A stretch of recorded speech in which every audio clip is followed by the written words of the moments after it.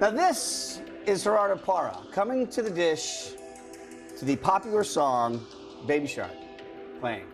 I'm joined by the baseball boys now. I got Bowling, I got Nate, I got Rizzo. So you see the Baby Shark being done there by the fans as well. Now look, I am not quite as astute as these fans are to know Baby Shark and the meaning of it.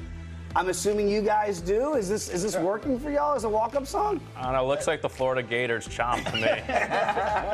If it gets the crowd hyped. Look at this. The whole crowd's feeling it. Was taking over Washington, D.C. Here we got 3 of the 4 from the payoff pitches. What happened to Monty? He couldn't make the cut this week? He's still wedding planning. Yeah, wedding planning. He's wedding. We'll get to Monty later on. Lost his voice over the weekend. Trying cakes.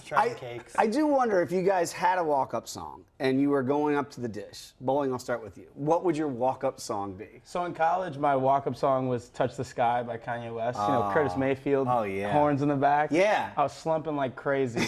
So I changed it to "Friday" by Rebecca Black. Do you remember that one? Yeah. How's it go? It's Friday. Oh, yeah. How'd it work? And then I hit like 400 for the rest of the year. So I kept it. And all my friends are like, dude, this is crazy. I had players on the other teams like, stop this. Come but on. It was great. I love it. If it works, you never break a streak in baseball. Absolutely Nate, not. what do you got? Well, I never played the game at a high enough level to get a walk-up song.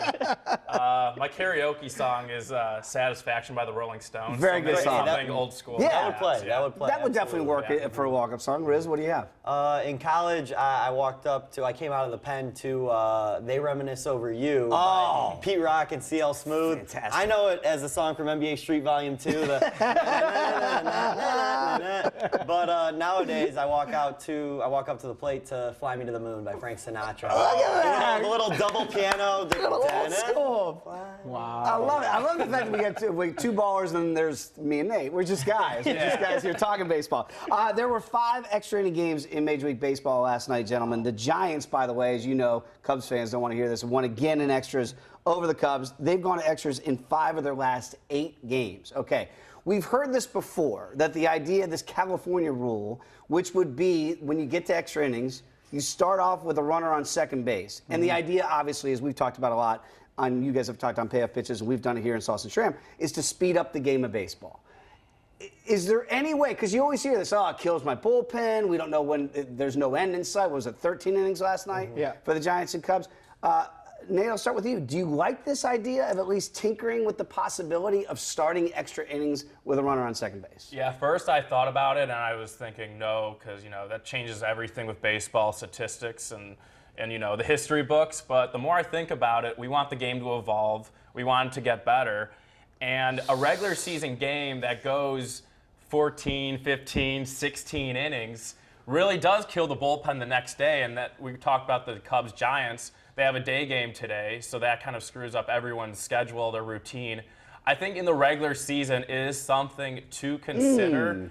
I know that this is probably not a popular opinion in this circle here, but I think it's something to consider. I definitely don't think you should do it in the playoffs because that would really screw up a lot of things, but I think it is something to consider just because we want the game to go faster, to go, not go 5 hours like the Yankees-Twins game went last night. Okay, so, but they're game of the year. Right, therein lies the rub. Some are saying that that's one of the best games that we've had in Major League Baseball this year. So, Riz, what do you think? You're dead set against it? Oh, man. I feel like the old guy, stop changing my sport. No. I'm the old guy. Yeah, I'm clearly the old guy here.